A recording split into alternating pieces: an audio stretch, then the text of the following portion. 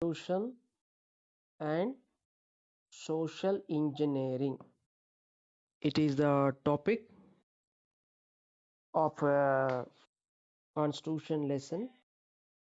Let us see that how the constitution works here as a social engineering. Here, our Indian society suffering with many problems.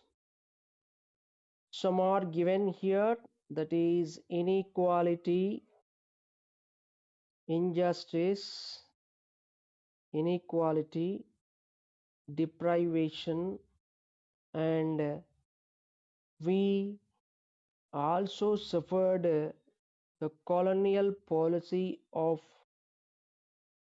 British, moving with many issues, that those are what we call challenges, right?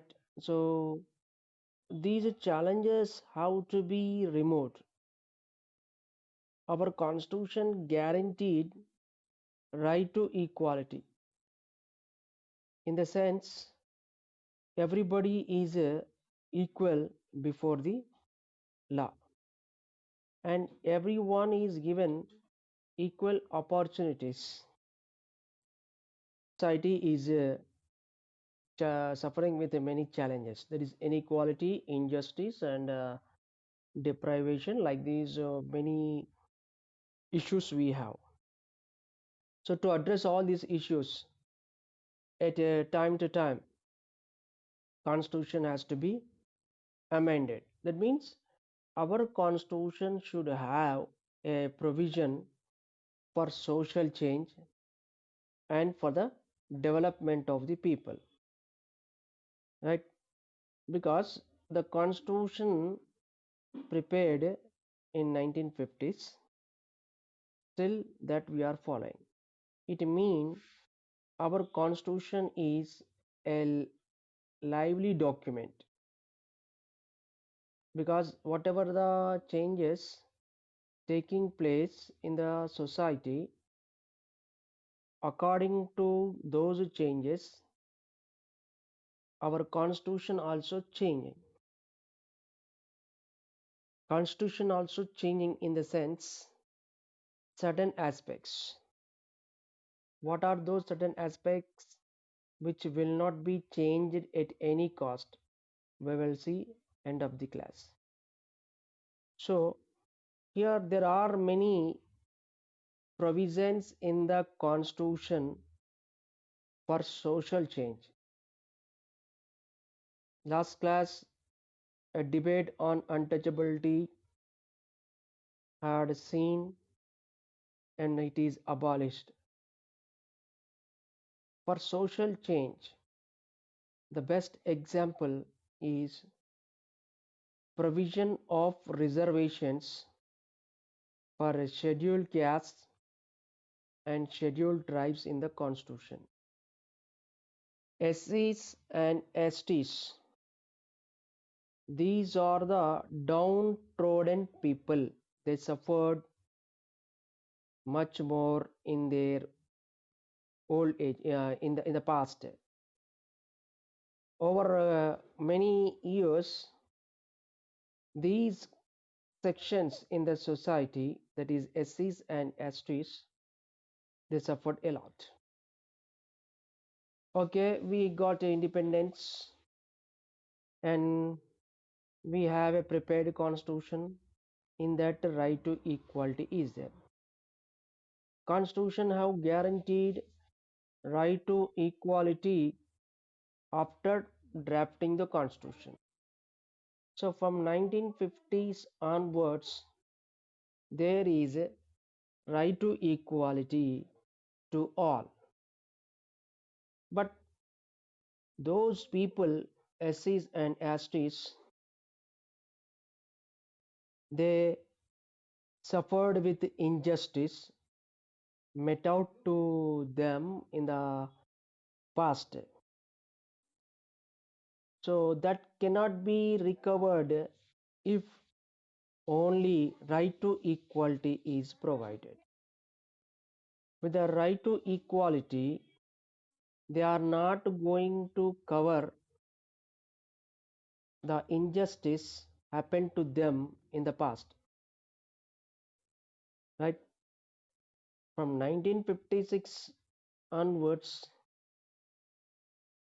there is a right to equality, but it is not covering the injustice happened to them in the past.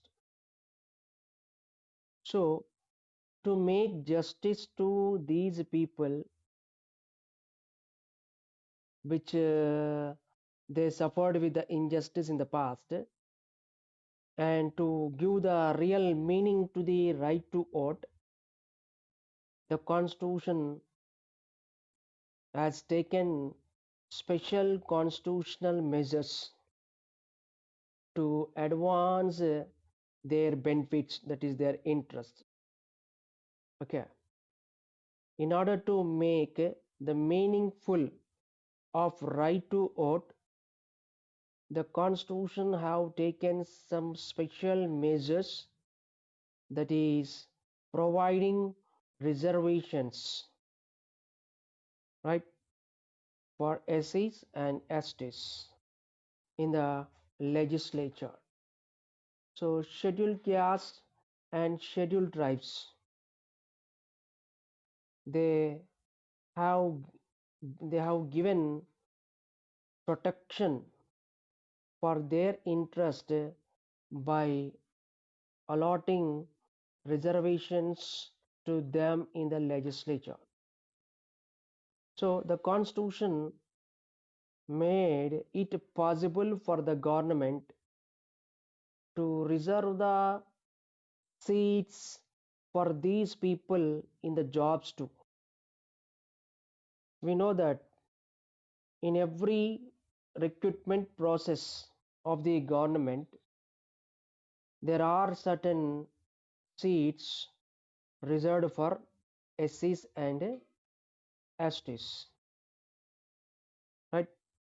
This is a part of the reservations, and we have direct principles of state policy in the constitution.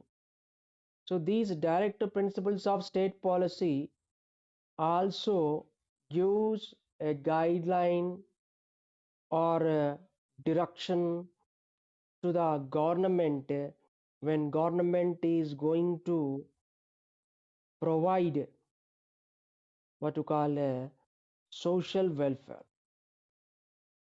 So here the direct principles of the state policy which are in the constitution will give a guidelines for creating a social structure in front of the what government. Under direct principles of the state policy, one important aspect is that to protect the rights of the minorities. Okay, who are minorities? Here, those people who are less in population, that is Muslims, Sikh, Parsis, and so on. So these are feeling insecure with a majority population, that is Hindus. In India, majority are Hindus, 80% are there. So these minority people are feeling insecure. From their insecurity, India was broken into two states, that is Indian Union and Pakistan, on the basis of religion. Minorities, they felt insecure, propagated by the Muslim League. So after getting independence, The constitution makers, they wanted to safeguard the rights of the minorities also. Understand? In the world also some what to call experiences we have, that is Nazism. Hitler have hunted minority Jews. That also made our constitution makers to think of minorities in India, because majority may go dominate on them. So if they dominate or not, they dominate, but there will be a kind of insecurity feeling to the minorities. So to remove that insecurity, the constitution have guaranteed rights of the minorities. Okay, that means special protection is given for these minority communities, so that they could not feel inferior by the majority. So how they are provided? They are given the right that they can establish their religious institutions. They can establish their religious educational institutions, which will receive the government funds. Instead, there will be safety and funds also given to these minority people to safeguard their rights. Understand? So in this way, right to religious freedom is given for all, because we have multi-religious people. In multi-religious people, we find the clashes between one religious people to another one. So to avoid them, it is very essential to give freedom for all people to enjoy their religious uh, religious customs. So right of religion is given for all. Understand? Next, we see that how is the constitution today. The constitution today is meeting the requirements which are taking place in our society. It means it the constitution drafted in 1950s, and that constitution amended amended in the sense some changes and adjustments were made to the constitution from time to time to meet the situations taking place in our Indian society. I said that the constitution is a living document. What is meant by living document? It is meeting the situations which are taking place in our Indian society. That means the constitution makers have provided some provisions in the constitution to amend it, to adjust it, to change it. So certain provisions are made in the constitution for amending the laws and articles. See, laws are made in the constitution may not fit for a future. What we call, we have seen in a fifth lesson that current laws are outdated. Certain laws are made that ownership right on the land also connected with the ownership right on water under that land. Such a law was made in the initial stage when groundwater was marginal use, that we have seen. So that was a outdated and inexpired. That is an expired one. In place of that, we want a new law. What kind of law? A new law that should disconnect ownership rights on the land with ownership rights on water under that land. So here we need to get a new law on the old law. It means old law has to be changed because the situation changed now. Many are tapping the groundwater, right? It has become main source of water for all uses. When it became main source, then the law which was made earlier when groundwater usage was low, that time it was suitable, but now it is not suitable. So like this, many laws we have, those are not meeting the present situation. So such laws have to be amended from time to time. So to amend such laws, there should be some provisions. So here the constitution makers have provided some provisions in the constitution making amendments to the laws and articles. Okay, laws can be amended in many ways. Here some of the methods are given how laws are amended in the constitution. Certain laws in the constitution can be amended with the approval of more than half of the members of the legislative houses, right?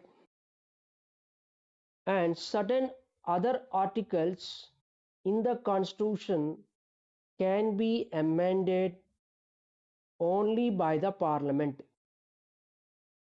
There are some other articles and laws that can be amended with the two-third members of Rajya Sabha and Lok Sabha, that is the parliament. See, some laws in the constitution are amended with 50 percentage, right, of legislative houses. This is first one. The second one is certain laws can be amended with the two-third majority of a parliament. Second method. And some other laws can be amended with the two-third majority of the parliament and with the state legislative assembly also. That means parliament and state legislative assemblies also should accept. Then the law can be amended. So these are the various methods in amending the articles and laws which are in the constitution. There is a particular article which amends the constitution, constitutional laws and articles. That is 368 article. Which one? 368 article. Understand? This is there in the constitution for amending. Okay. So from 1951 to constitutional laws and articles are amended near about 99 times. How many times? 99 times amendments were made to the constitution. But here in 1970s we see maximum amendments were made to the constitution. Okay, in 1970s, okay, there the first among them that adding the two words to the constitution. added to the Indian preamble. What are those? Secular, socialist. Okay, the first amendment in 1970s of these two, that two preamble. Okay, many times it is amended. And some more words we see in the preamble, that is equality, liberty, justice. These three ideals will emphasize certain words like equality, liberty, justice. These ideals emphasizes the values of secularism, socialism, which are incorporated to the preamble in 1970s instead. And here, one important judgment, okay, popularly known as Keshavananda Bharati case. See, there, after getting the constitution, the governments tried to amend the constitution to meet their policies. Okay, so if for everything,